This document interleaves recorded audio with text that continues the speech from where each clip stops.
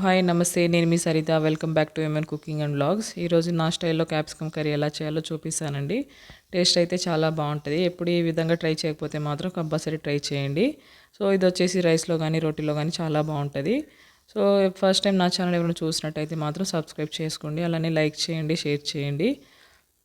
ఇప్పుడు stove on చేసుకొని కడాయి పెట్టుకోవాలి. అందులోకి ఇప్పుడు 1.5 టేబుల్ స్పూన్ వరకు అయితే ఆయిల్ వేసుకున్నాను. మీరు ఎక్కువ వెజిటేబుల్ తీసుకున్నట్టయితే ఆయిల్ కూడా కొంచెం ఎక్కువ వేసుకోండి.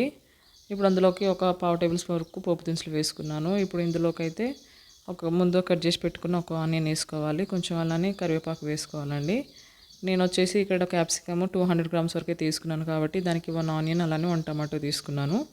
మీరు ఎక్కువ తీసుకున్నట్టయితే దానికి తగ్గట్టు ఎక్కువ వేసుకోండి. ఇప్పుడు ఆనియన్ కాస్త ఫ్రై అయిపోయిన తర్వాత ఇప్పుడు ఇందులోకి అయితే మనం ముందుగా కట్ చేసి పెట్టుకున్న క్యాప్సికమ్ ముక్కలు వేసుకోవాలి. మనం క్యాప్సికమ్ ముక్కలు చిన్నగా ఇలా కట్ చేసుకుంటే కర్రీ కూడా టేస్ట్ ఉంటుందండి, బాగుంటుంది. ఈ విధంగా అయితే ఒకసారి కలుపుకొని మూత పెట్టేసి ఇప్పుడు మనం ఇది మీడియం ఫ్లేమ్లో పెట్టుకొని 5 to 6 మినిట్స్ వరకు అయితే ఫ్రై చేసుకోవాలండి. అప్పుడే మనకు క్యాప్సికమ్ ముక్కలు మంచిగా ఫ్రై అయిపోతాయి.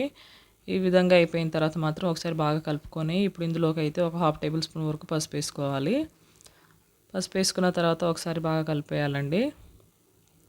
ఇప్పుడు ఇలా కలుపుకొని మనం టమాటో ముక్కలు ముందుగానే కట్ చేసి పెట్టుకున్నాం కదా, ఇప్పుడు ఇది ఇందులోకి వేసుకోవాలి. నేను తీసుకున్న క్యాప్సికమ్కి అయితే 1 టమాటో సరిపోతుంది. ఈ విధంగా టమాటో ముక్కలు కూడా ఇందులో వేసుకొని ఇప్పుడు ఇందులోకి మీ టేస్ట్కి తగ్గ ఉప్పు కారం వేసుకోండి. నేనైతే ఒక 1/2 టేబుల్ స్పూన్స్ వేసుకుంటున్నాను. మీరు కొంచెం ఎక్కువ తినే వాళ్ళైతే కారం ఎక్కువ వేసుకోండి. ఇలా వేసుకొని ఒకసారి బాగా కలుపుకోవాలి. కలిపేసి మూత పెట్టేసి అయితే ఇప్పుడు సిమ్లోనే ఉడికించుకోవాలండి. అప్పుడే మనకు టమాటో ముక్కలు కూడా మెత్తగా ఉడికిపోయి టేస్ట్ కూడా చాలా బాగుంటుంది. కర్రీ వచ్చేసి చాలా సింపుల్గా అండ్ ఫాస్ట్గా అయిపోతుందండి. అలానే టేస్ట్ కూడా చాలా బాగుంటుంది. ఈ విధంగా ఎప్పుడు ట్రై చేయకపోతే మాత్రం కంపల్సరీ ట్రై చేయండి. ఇష్టం లేని వాళ్ళు కూడా చాలా ఇష్టంగా తింటారండి, అంత బాగుంటుంది.